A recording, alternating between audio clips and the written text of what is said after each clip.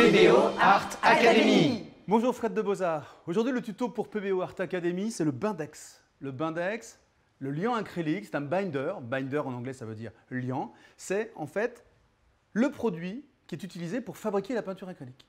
C'est un produit qui va protéger les pigments et permettre donc comme un liant de créer de la peinture qu'on va pouvoir appliquer sur nos œuvres artistiques classiques. L'usage particulier de ce Bindex, c'est que ça a un fort pouvoir collant.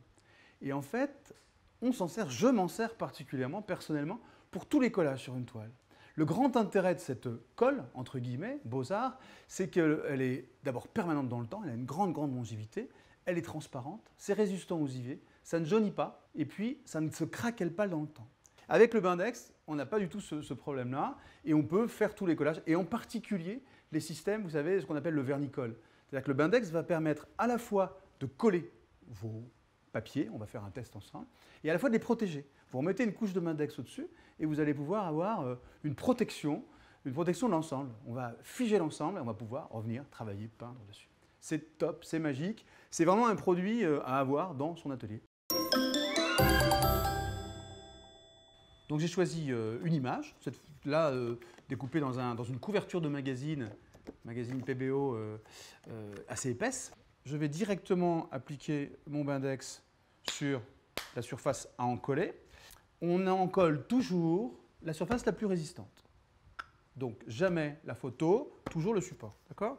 Et donc avec un spalter large, je vais appliquer mon Bindex. J'ai été généreux, mais c'est pas grave du tout. Je dépasse un peu.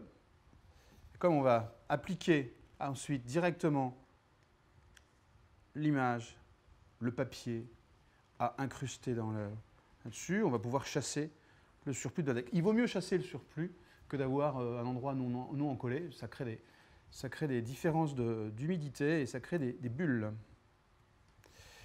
Voilà. Et donc je viens ensuite passer comme un vernis. J'ai passé d'abord comme une colle, puis je passe comme un vernis, d'où le nom un peu de vernicole, ce liant acrylique qui va venir emprisonner, figer l'ensemble.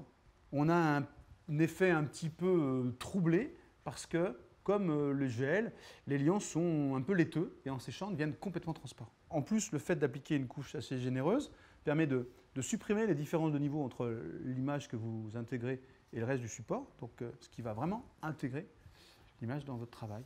Bien sûr, après, il va rester à venir à peindre, vous allez faire votre travail. Mais là, ça permet de maroufler, c'est une forme de marouflage directement sur la toile.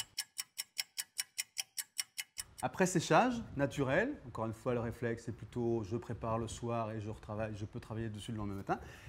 La photo, l'image, le papier, le collage est complètement intégré au support, complètement fusionné, marouflé, et vous pouvez maintenant travailler avec la technique artistique que vous voulez, l'acrylique ou l'huile, il n'y a aucun problème, ou à nouveau superposer des collages avec ce Bindex qui protège des UV, protège de la pollution, des impuretés, etc. et vous permet de travailler. Ce Bindex existe en version mat, ce qui vous permet d'avoir une accroche un peu plus forte, un peu plus puissante pour des couches supérieures.